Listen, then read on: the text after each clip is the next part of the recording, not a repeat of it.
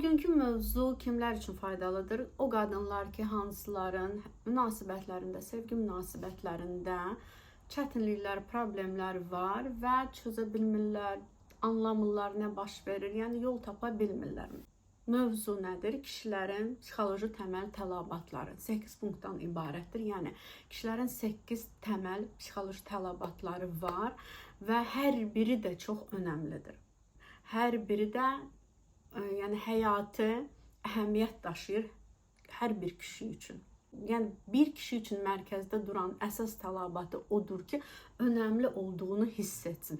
Hiss etsin ki, məni hörmət edirlər, məni görürlər, mənə dəyər verirlər, mən qadınıma lazımam. Yəni ki, bunları kişi hiss etməyəndə, görməyəndə onda aqressiya yaranır, uzaq durma yaranır, sabotaj edir. Sabotaj yəni ki, ertələyir sizin istəklərinizi, arzularınızı, ya ertələyəcək, ya təxirə salacaq, ya məsəl üçün uzadacaq, yəni ki, bir bəhanələr gətirəcək hər zaman.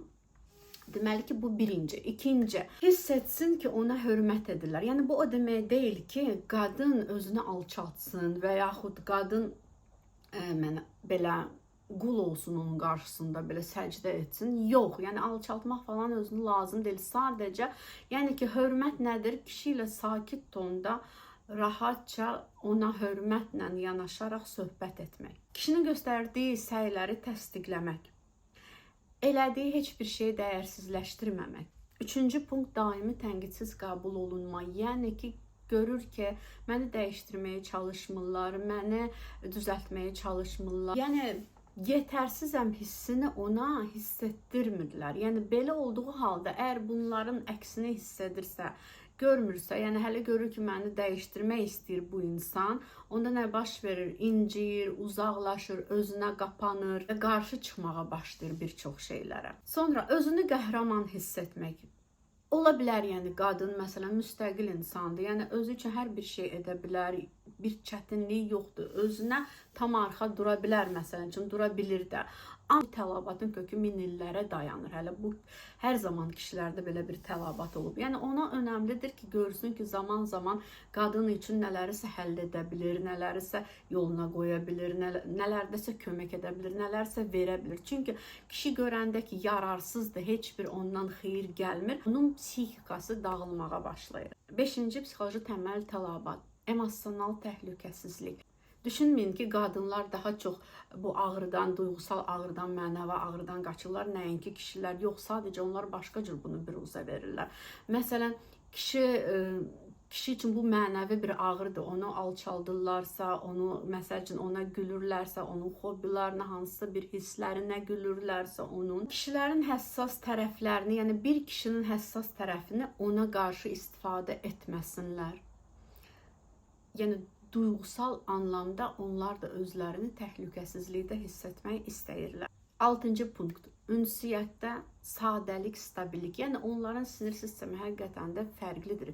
Tam bizimki kimi deyil. Yəni onlar üçün çətindir eyni anda müxtəlif emosional siqnalları tutmaq. Yəni istəyirlər ki, onların ehtiyacı olan odur ki, sən aydın şəkildə izah eləyəsən. Budur, budur, budur. Onlar üçün vacibdir dəqiq, birbaşa, sadə, aydın ifadə eləyəsiniz özünüzü. Yəni aydın olan qaydalar istəyirlər. Yəni bilsin ki, bu insanın, bu qadının qaydaları budur. Yoxsa çox belə mərtəbəli, çox şahəli, o kinayələr, söz atmalar, bunların içinə düşəndə o insan özünü itirir, uzaq durur, çaşqınlıq içində olur, əsəb yaranır, qıcıq olur. 7-ci təməl tələbat, fiziki yaxınlıq. Yəni bu tək intim əlaqənin olması deyil. Ümumiyyətlə, məsələn, gəlir, qarşılayanda yaxınlaşasınız, qucaqlayasınız, öpəsiniz. Gedəndə həmçinin məsəl üçün yola salırsınız, yenə də qucaqlamaq, öpmək, çətin vaxtlarında, məsəl üçün də qanı qaradır, yenə də gəlib onun əllərini tutmaq, söhbət etmək, sığal çəkmək, yəni yanında durmaq, xəstələnəndə, yəni bir insana siz özünüz məsələn nə vaxt ehtiyac duyursunuz ki, sizi məsələn də yaxınlaşsınlar, qucaqlasınlar. Elə kişilər var ki, düzdür, daha soyuqdular, onlar bunu sevmirlər. O insana əlbəttə ki, yəqin ki, daha az lazımdır, çünki buna daha az ehtiyac duyur. Amma hər halda hər bir insanın buna ehtiyacı var deyə, düzdürmü? Ona görə hələ bir alışdıra da bilərsiniz yavaş-yavaş zaman içində, uzun zaman içində insanı taktil ünsiyyətə. Sonra 8-ci sonuncu punkt, sonuncu psixoloji təməl tələbat. Azadlıq hissi, yəni özünə ayrılan vaxt, öz şəxsi alanı, öz onun məşğuliyyətləri, hobbiləri, yəni ki, bu insan tamamilə sırf özünün istədiyi şəkildə özünə ayırdığı zaman, sırf özünə.